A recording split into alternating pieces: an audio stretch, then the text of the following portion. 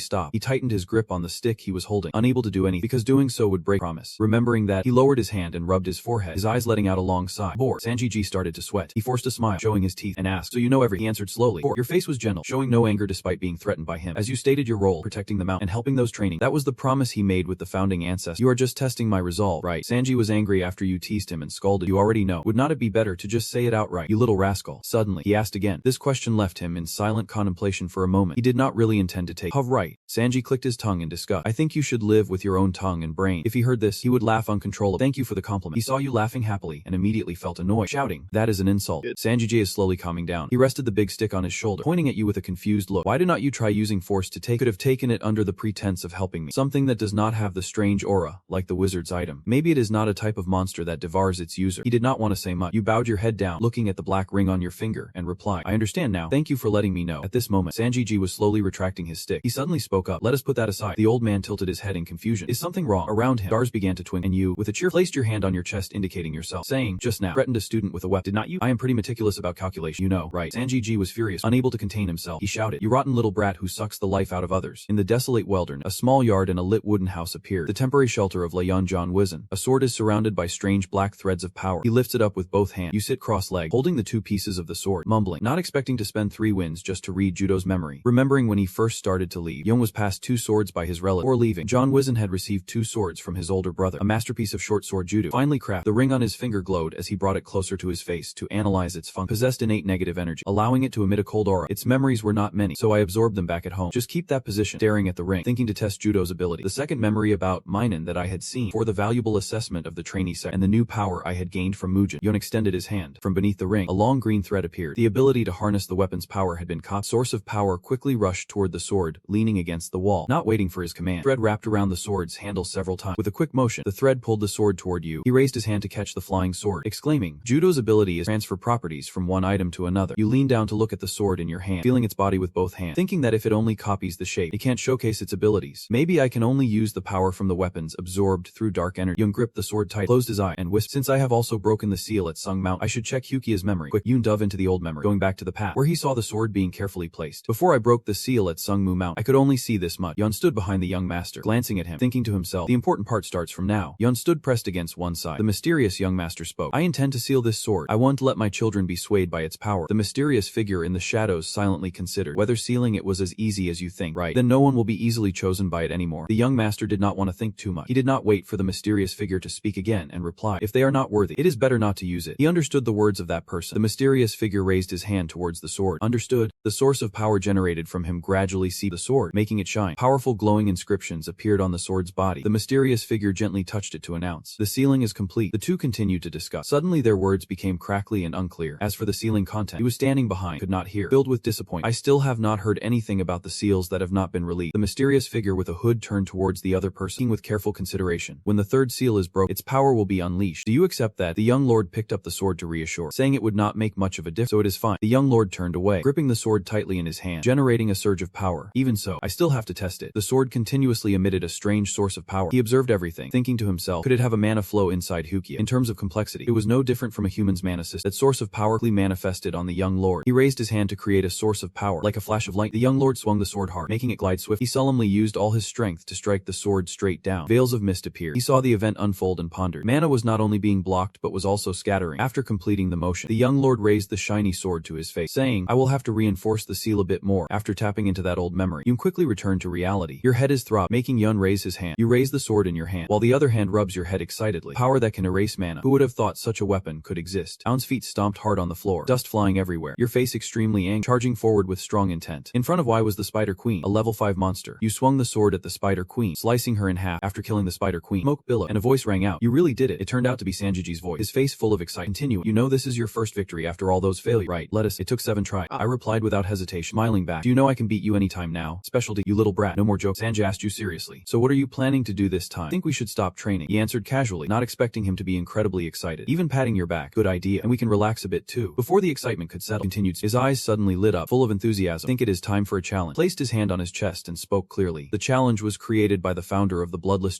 bloodless dream. The trial realm is created for the martial arts world. It holds the power and domain of John Wizen and is an illusion enhanced by dark magic, selecting worthy individuals to be challenged. It is one of the oaths linked to the mount. Sanjiji seriously asked, "Do you really want to challenge it?" He replied seriously, "I have been trying for it." His expression darkened as he affirmed that the current nephew is not strong enough to pass the challenge. Until he uttered a word, but he curiously looked up. Then Sanjiji reached out his palm. He smiled and announced something to him. "It seems you are ready to challenge. The 9th generation of the Lai martial arts family allows you to challenge the bloodless dream." He shook hands with Sanjiji and gratefully responded, "Thank." Not long after, he led him to the entrance of a cave and introduced it as the entrance to the bloodless dream. He was a bit puzzled and turned to ask, "This leads to where you are, right?" He took a step forward and replied, "For now." Then Sanjiji extended his palm forward and green energy began to emanate. He placed his hand on the stone wall and that energy spiraled into circles. Just moments after he placed his hand there, the blue energies enveloped the entire space. A little later, Sanjiji turned to say, "You probably already know. Once you enter the blood dream, you can't leave until the challenge is over. Open it and go in. Quickly step past that guy." Before leaving, he declared that he would come out. He smiled with satisfaction and replied, "Just take your time doing that." Athumtam thought again. He really could not stand looking at it anymore. The door he pushed open let out a beam of light with Sanji's words of encouragement behind it. "Good luck." The light was so bright that he had to raise his hand to shield his eye. At that moment, he was thinking about some. For some, he was the war god. For others, he was the slayer. He had meticulously listed more noble titles, or even the legendary symbol in fantasy of the founder of the world's top family. At this moment, the founder Lei Hunhyan appeared before Yun. He respectfully offered a greeting. The descendant respectfully greeted the founding ancestor of the martial arts family. The weapon was tightly gripped in his hand. Temtiam was silently amazed at that time. The presence was truly overwhelming, as if he were still alive. Then he directed his gaze ahead, reminding himself of something. Throughout history, only a few have challenged Vikovig hide across generations. There is only one condition: defeat the founder at the age of 18. This moment, he is holding the sword's hilt in one hand while drawing the blade with the other. He is closing his eyes tight, having carefully planned his strategy in his head, starting with a probe. Before you could do any, blood suddenly poured from your throat. Right at this moment, the blade in Hunhyan's hand plunged deep into your chest. After that, Yun woke up and let out a loud scream. Now, your whole body is lying on the grass, your mind spinning with questions about what just happened. My heart is pierced. He lies with his hand on his forehead. I am not slacking off. You sit up abrupt, the grass flying everywhere. I have been slashed in simulations before, but at least I knew how it happened. His face dark, seriously reflecting on it. But this time, aside from being stabbed in the heart, I do not know anything else. You gently shake your head, trying to calm yourself down. Stay calm. Let us think carefully. Places his hand on his head, continuing to ponder. He did not use any secret techniques or ultimate move, not even the aura enhancement technique. Suddenly, your eyes widen. It seems Yun has realized something. The battle from earlier keeps running through your mind. That guy attacked as fast as light, even with a sixth sense. I could not detect it even with my eyes closed. Is there ever a strike to a blind spot? Right now, there are so many questions in your mind that you do not know which ones to believe. But could it be possible? He must read all my movements to do that. You raise your hand to grip the sword, preparing to stand up, which means he is that strong. You stand up straight, your expression serious, your feet firmly planted on the ground, full of momentum. He strides straight ahead, confidently taking steps. First glance, it looks pretty cool, but in reality, you are really tense. I really do not know if I can win. Elsewhere, in a grand house, our host received news from John Wizen. Tessin opened the wooden box, taking out the cloth inside, carefully wiped the sword in his hand, softly saying, "So it has entered the cave. It has been 10 months. Tessin stared at the shiny sword, secretly impressed, but it should not have that level of skill. Remembering the battles of his son, he recalled all of Kid has never truly lost. Was Susan, the spectator of the Blood Lake Queen's face, in terms of win-loss record. It has not won every time but has never truly lost either. Teen's lips curled slightly, looking quite proud. In other words, he has never experienced hitting a wall. Closed the sword again and asked Choi, "Do you know why the survival rate in the Nightmare of Oblivion below %?" In Tessin's mind, an image of Yun standing defiantly in front of a towering mountain flashed along with a declaration. Because they crumble mentally when they encounter the wall named Lei Hunhyan. Then what happens to someone who has never faced such a wall when they stand before it? He just finished a battle. Dropped the sword onto the grass. So what about a kid with no experience breaking walls? He lay down on the grass, hand over his face, panting. What would he do when facing a real wall? He gritted his teeth, not understanding what just happened. Did I just die in one hit? He silently recalled his opponent's fighting style. The fight happened very quickly. He deceived his senses. He struck hard at me and then attacked from the side. He sat up, hand resting on his leg, completely blind spot attack against him. Did he figure out all my attack pattern? He looked at his trembling hand, silently reflected. It has been a long time since I have felt this way. Clenched his fist, looking very determined, feeling hell desperate, knowing that he could not win. Right now, your chance of winning is pretty low, but Yun still reaches for the sword, and I can't break or give up here. You grip the sword tightly with both, and the glimmers wrap around it. No one in this world understands this feeling more than I do. Yun runs fast ahead, thinking as he runs, when you fall into a deep abyss, the only way out is to climb up. You gather momentum to fly high, your gaze extremely fierce. Your efforts are not in vain. Founder shows no sign of fear. He raises his sword to block. The founder merely swipes the sword, and instantly your head is severed from your body. I am starting to understand now. The founder does not use any strange power at all. He even thrusts his hand through Yun. The source of the founder's strength is his talent, because he found the right answer for his own development. After many failures, you have finally realized something. He knows how to act perfectly at every moment like it is instinct. The essence of martial art is that every fundamental is a solid foundation. Look here, path of swordsmanship of the founder. While Yun is deep in thought, the founder attacks you. Yun is startled, then looks in the direction of his sword. Thought flashed through your mind, and then you immediately took out your sword to block a horizontal horizontal slash from left to right. After successfully blocked, Young immediately broke into a smug smile. Suddenly, blood splattered across the sky, leaving no clue as to whose it was. Next time, the sky will surely be a deep blue. Grass and trees flying everywhere. The two of them approached each other, their swords clashing together. In the first strike, you attacked fiercely, showing no signs of. In the second strike, the battle was still ongoing, with no signs of ending. In the third strike, the fourth strike, I was able to fight the founder on equal terms. Founder's gaze began to turn more ferocious. His sword was enveloped in beams of blue light. The founder slashed straight towards Young. You immediately dodged. Young immediately broke into a big smile for dodging a fatal blow. Finally,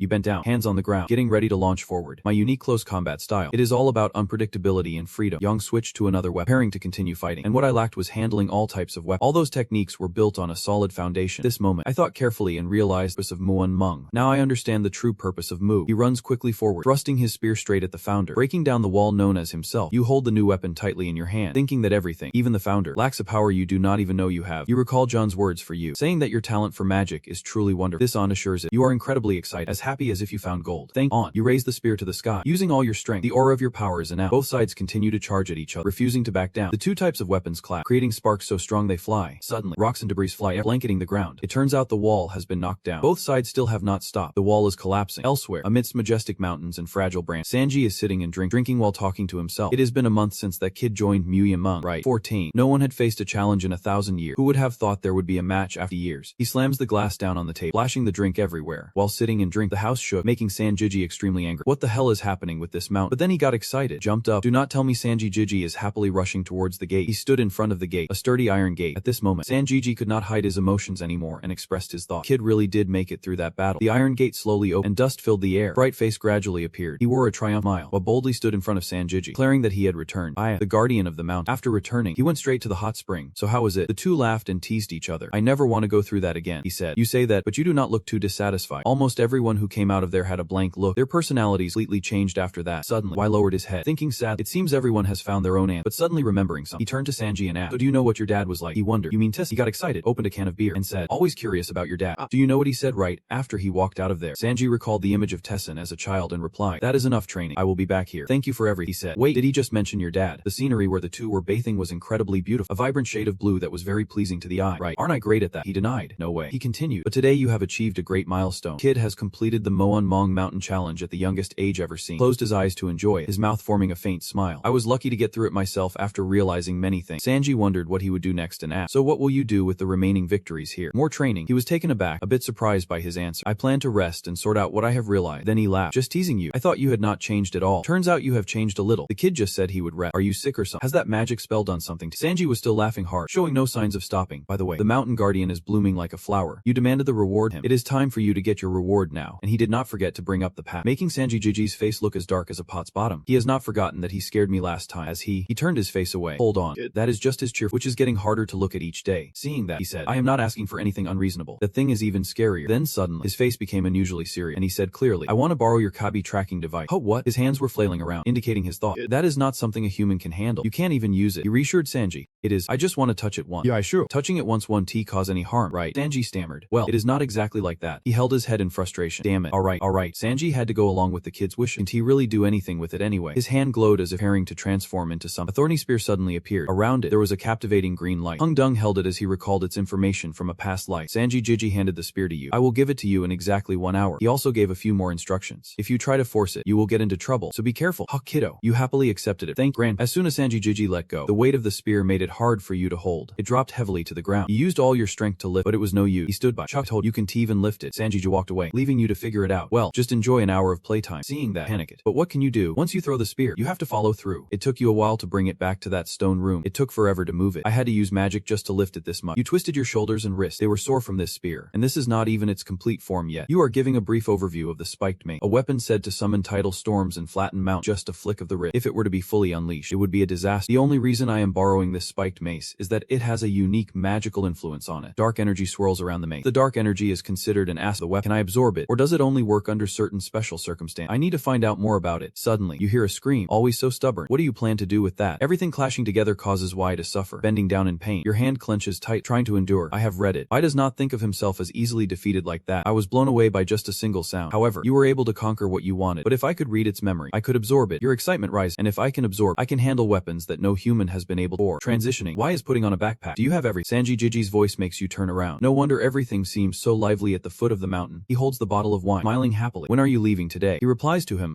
today marks exactly 1 year. Sanji is surprised. Oh really? Pulls out a bag. Sanji tosses it up and down like a ball. He is curious. What is that? He laughs awkwardly. It is. I threw it because I wanted to send you off on your journey. His face goes blank upon hearing, regaining a smile. He expresses his gratitude to him, thanking him for everything. I will come back to visit you next year. Joking around like that, he is also very sad to say goodbye but still teases him. You know you won't be welcomed back empty-handed, right? Sanji makes a promise with Yon. Bring a bunch of wine when you come back. Okay. He sighs helplessly. Person just threw a bunch of salt at him and said that. Suddenly, he asks him, Guardian of the Mountain, are you satisfied living on this mountain? His face holds a hint of sadness. Does it matter whether I am satisfied or not? This is my land. I'm only here because it belongs to me. Sanji calmly said, it may seem like I am stuck here, but I go out a lot. I think the alcohol and snacks we ate came from somewhere. He angrily told the kid to leave. Now stop bothering me and just go. Yet he still tried to stay. Not right now. But your words lightly moved him. One day I will bring your name back to you. Sanji was surprised. How did you know about that? When he left, he still stood on the mountain, remembering the things the kid had said. When the time comes, I will need your help. He had left a deep impression. How did that kid know about that? Honestly, he is really a strange kid. Long ago, there was a Dokabi who always wandered around the 8 district. A man caught the doc and scolded him before letting him go, not accepting defeat. The doc challenged the man to a wrestling match. After losing that match, the doc Gaby made 2 vows. First was to watch over the mount and guide newcomers. The second was to create the Mu and Among and select the right test. Azim Chu looked far away. That was the past everyone knew. He recalled his past. When Sanjiji was pushed down by the villain, the other guy arrogantly said, because I won. From now on do not cause any more trouble in the mortal realm. Prove this, I will take your name. Sanjiji's gaze was indifferent towards the other person. A name is the essence of a person. Your soul will now be tightly bound to me. The villain even kindly offered his hand to support, but that was not necessarily a bad thing. That guy is hypocritical. One day, if a child bearing my blood returns this name to you, then our contract will finally be filled. Sanjiji sighed sadly. I guess it is not really that bad after all. Hunyan, is this kid really the one who will carry out that task? He turned his neck, choosing to ignore the world. After all, it is said that he would bring back the name to me. Suddenly, he shouted in anger, and the kid ran off, leaving me with a feeling of helpless hope. His steps were full of frustration. I should have added more salt. By evening, he had arrived at my house. I had to stop at the summit to seal Hukia, so it took me quite a bit of time. Butler Choi was already waiting at the door. It had been a long time since they last met. Young master, he inquired kindly, are you doing well? He was also surprised by the appearance of Mer. The butler, he smiled polite. Butler Choi is waiting for me. Then my father must be calling for me. Butler Choi confirmed. That is right. I will be the one to carry your luggage inside the room. Please proceed to the main building right away. Their footsteps echoed in the night sky. Wise politely following Butler Choi. You usually take a different road, but he stops you. Today, we won't take that road, but this one instead. Excuse me, young master, are you surprised by this change? You walk filled with doubt. This path must be his memory of where it leads. To the private training ground of the head of the family. Tessin is seriously drawing his sword when he hears his footsteps and turns around. You are here. Tane slowly sheaths his sword, not even surprised anymore. He gives a serious glance at you who has arrived. Why slightly bows his head in greeting. Are you still well, father? Tessin looks at you with a cold gaze. It seems like you have received something quite good lately. The distance between the two is very close, yet also very far. Oh yes, but seeing you, I realize I still have many shortcomings. He gently closes his eyes and smiles softly. Have you learned how to flatter out there? If so, I am disappointed. For the first time, he did not see his father straight, so he felt a bit foolish. Wait, was that a joke? Did Dad just laugh? The butler approached and bowed respectfully. Dad has arrived. Thank you, Tin replied softly. He turned to call you over this way. The JT set is incredibly luxurious, and the steam from the hot tea makes it even more enchanting. Tien sat down and calmly asked Han, how are you? He quietly pushed the teacup towards Y, while you were deeply recounting everything. It is not a report. Tell me your own feeling. If I wanted a report, I would not have called you here separately like this. His hands continuously rubbed together out of worry. If Dad really wants to hear your true feeling. A moment later, you looked directly into Tin's eyes, so he pondered for a moment, feeling tangled inside. This feels really strange. Tin gently lifted the teacup and took a sip. When talking to a kid, it is not about reporting its activity, but about how it feels during training. This is the first time. That is all. After placing the teacup down, he spoke. You have not wasted your time. He smiled modestly. You can't waste the time that your father has given you. The question he raised made the boy pause for a moment. Then why did you come back late today? Tessin listened intently to see what he would say. It is because I stopped at Sungmu Mountain to pay my respect to my ancestors. Oh yeah. He straightened up, not showing any weakness under his gaze. Is that all? Gathering all his courage, he spoke loudly. If this is something I will have to mention someday, I would rather believe that I want the elders to see that moment too. Suddenly, an invisible pressure weighed down on the whole room. Had he already become arrogant after achieving so little? Tessin exuded a kind of oppressive aura. Are you really saying to my face that you visited your ancestors' burial site just to boost your own reputation? He forced himself not to be overwhelmed by it. This enormous pressure inside him had made a firm resolution. But because Hukia, I will have to go to Dung M Mountain free. Can't keep going through this every time. He tried to speak, not just with words. I want to express tradition and risk through action, not just words. He sat up straight, firmly declaring to Tessin, they may see you as a kid, but you also carry the bloodline of the martial arts family. You want to test yourself to become a role model. And he is very pleased. You speak very well. Before the tea reached his lips, he meticulously reminded me, I will forgive you this time, but you must ensure it won't lead to indulgence. He obediently nodded. He just lifted his head when he heard Tessin question him. And one more, there is something you have not told. He looked you. He opened his eyes wide in amazement as he was bluntly exposed by him. I allowed you to go to Wizen, but I do not recall giving you permission in Muin Mong. Tessin stood up. The only thing he demanded was training at John Wizen. Coldly walk away under Eyes bewildered gaze. Father, I have deceived my own dad, so a punishment has been prepared. Come with me. The sharp silver sword. Strong hands decisively drew the sword, pointed the sword at him, coldly saying, draw your weapon, and I will see what you have got. In the cold hall, father and son stepped into a confrontation. The steward steward handed the sword, and he wondered why his father brought him to the training ground. So this is the reason. Tran true. Do not want to accept the sword. Can you show everything you have got with that? He immediately fell into deep thought. Dad knew from the beginning, did not he? You seem to have made up your mind. Decisively pulling your hand back, he reached out into the air, and the sword he carried emitted a blue light. Even without drawing a weapon, standing opposite Tessin made him feel a bit intimidated. He stared at the sword for a moment as if remembering something. Then Tessin's gaze sharp. Move forward. Golden lightning surrounded the sword as he activated his skill. The skill. Demon Eye. Only by looking directly into his eye did he witness the unbelievable sight that made him wide-eyed. Tane was calmly standing there, completely unmoved. There is nothing. Can't see anything at all. I can't see any mana or the flow of aura at all. Turns out even my demon eye can't see through it. His eyes emitted red sparks, so there is no need to use my eyes to lose focus. He put a lot of force into his supporting leg, fighting against Dad without needing to prepare or warm up. Pressure was so strong that it cracked the ground. Put everything into the first strike. The light on his holy sword changed to green. His skill, fighting style, and his eyes also turned blue. Could no longer see a beam of light tore through the space, racing towards Tessin. The demonic skill was about to strike very close, but he still did not budge. I even combined it with storm and frozen aura. Tessin's gaze was like a tranquil lake, without the slightest rip, even when it did not touch his father's feet. At least it could create some kind of in this moment. Under the starry sky, Hein finally began to move his hand slowly, the sword in the silent night, with a sharp slash cutting through that space. Yun's attack was enormous, yet easily split in two by a single strike. Moments later, the dark blue beam of light blocking the front was shattered into tiny pieces in the air. The scene was devastated. Debris scattered everywhere, covered his face with his hand, protect himself from the impact. The Grand Hall's floor cracked in several places, and that was enough. Tess sternly taught, "Is this the answer you found after fighting with the founder?" He stood still, hands covering his coughing a few times, trying to catch his breath to respond. The logo with the sword crossing is the symbol of a powerful clan, a talent that no one possesses except you, and to continuously break and rebuild talent to create a solid foundation that is never shaken. He did not retreat, ready to face the battle again. That is the truest answer you have found. Tessin saw the determined look in his eyes and spoke softly. "It seems you have chosen a difficult path." He looked deep into his stern gaze, promising himself he would not falter and would not bow down. Right away, he waved his hand to change the subject. "Alright, so how's the challenge in the bloodless dream?" His father, Thuthan, searched for the sword again. Can't explain it clearly in words. So the Grand Hall was destroyed, and not being able to say it means it has not truly become yours yet. He handed the sword back to the butler. "The attack just now was not your strongest move, right?" His father tightened his grip and muttered, "I know." Tyne suddenly became serious. His gaze at him was calm. Tessin resolutely turned and walked away. "You went into the bloodless dream without permission. If you show a mediocre attitude one more time, I will definitely punish you." His father bent over in worry. "Dad." Suddenly, he turned to Han and asked, causing him to stare in surprise, "What are you planning to do from now on?" He stood up straight and spoke sternly to him about that matter. "I have something to tell you, Dad." He lowered his voice. Young Hao was determined to gather all his courage to speak up. "From now on, I will have to go through the junior program at the academy. But as you know, I have long surpassed the level of a student." His father paused when Tyne interrupted. To the point, his feet decisively forward. "I want to experience the world." Pounded his chest and said seriously, "Please allow me to begin my journey as a martial artist." Tessin looked at him. "So you aim for this ever since you wanted to go to Qian Shan?" He nodded decisively. "That is right." He only looked at Tessin's back as he expressed himself. "However, the bigger reason is that I want to improve my own ability." Tessin lowered his head slightly, frowning with worry. "Wanting to achieve many goals in one go. That habit might one day become a noose around your neck. I will respectfully bow my head to send you off, and I will remember." He squinted, lost in thought. Is this advice, or is it a warning? His voice carried a hint of sadness. "That is right. The martial artist's journey. The night sky outside the courtyard today is covered with stars above. The martial artist's journey is the final challenge that the direct descendants of the ancient martial family must over. No help from the clan is allowed. Just train until you mature and then return. Although there is no fixed examination, achievements must be gained that anyone must acknowledge." He stood silently in the hall, but his back seemed to bear something very heavy. However, 15 years old is still too young. The common age to start the martial artist's journey is around 17 to 18 years old. In the dark, he was the only one brave enough to toward the light. But this child is not the type can be constrained within what is considered normal. It has proven that it possesses the strength equivalent to a level 5 martial artist. Behind, there are many other children watching his back. Seeing this child, the other kids will surely be more cautious. The trust in turning around is a sign of support for him. "Alright, very well. I allow you to start your journey as a martial artist." The old man was so happy that his hands behind his back were tightly clasped together. Success. But halfway through, making the boy instinctively worried. But Tessin's demeanor was very dignified, loudly stating two conditions. Fresh morning at the administrative office of the Lai Ti Hong Martial Art School, waving continuously and calling out, "Grandson, you have worked hard." The old man firmly grabbed the boy's cheeks and patted. "Hello, uncle. Are you doing well?" He laughed heartily. "I am always doing well." Ti Hong finally let go of the old man's intention. "You have really grown taller. Have not you?" The whole room echoed with the voices of the two. "Oh no, we should not stand like this for too long. Sit down quickly." Ti Hong sat down in the chair, urging him. "Do you want to drink any?" The old man shook his head. "That is not necessary. Remember how much you ate earlier. You should eat a little more." "Oh my, what should I do? The food seems to be running out." "It is. Please just stop." "Actually, I just ate with the nanny. I am so full I feel like I might burst." "Well, that is true then. You look like you are asking about. By the way, you look really tired." He rubbed his head and smiled off. "Recently, I have been overwhelmed with work. Can you tell?" You stood up, surprising Tiang. "Actually, I have a gift for you." Placed a wooden box on the table. "It is nothing special. Just a potion I made myself." Quickly grabbed the box. "It is nothing special, but it will significantly boost your vitality and magical control for the next few weeks. My nephew is the only one who thinks of you." Let us. Opening the box, there was only a black potion inside. "What does it smell like?" "It smells like pine forest after the rain." You happily showed it to Ti Hong. The entire mountain community has recognized this as a good medicine. He was immediately curious. Who is watching the mountain? The doctor immediately urged him. "Uncle, give it a try." Ti Hong quickly took out the pill. "Alright." He slowly held the pill up to his mouth. If even the monster praised phrases it. It must be very effective. Tiong opened his mouth wide and slowly filled in. He watched every movement of the man from beginning to end and smiled. When he saw him, Tihong closed his eyes tight, feeling something flow through every cell of his body. This is definitely the real deal. Tihong felt like a stream of light was opening up all his meridians. If you cultivate magic power while taking this medicine, its effect will surely be many times greater than usual. He slowly opened his eye. Amazed, Tiong was very satisfied. Pill's effect, besides being effective, it is just like a miraculous medicine. Did you really make this? The doctor was extremely delighted. That is right. Tihong stroked his chin, contemplating. You still remember how to make the medicine, right? He opened his eyes wide with excitement. Rare ingredients can be replaced with other things. Tihong raised the box in his hand like a treasure. If so, he lowered his voice and instructed, don't tell anyone and keep it to yourself. Later, when you grow up, you will be able to use it in many ways. His mood instantly bright. You always think of me as usual, right? Oh yes, at that time. I hope you will help me a lot. Tihong patted the boy's head and laughed. Are you trying to take advantage of your uncle? Alright, when that time comes, I will be ready for you to take advantage of this kid, who suddenly remembered something. Oh right, I heard you plan to participate in the martial arts administration this time. He was quite surprised that the news spread so. I know, uncle. Tihong lowered his head, worried. There will be a lot of controversy. Thinking about all the judging eyes on him made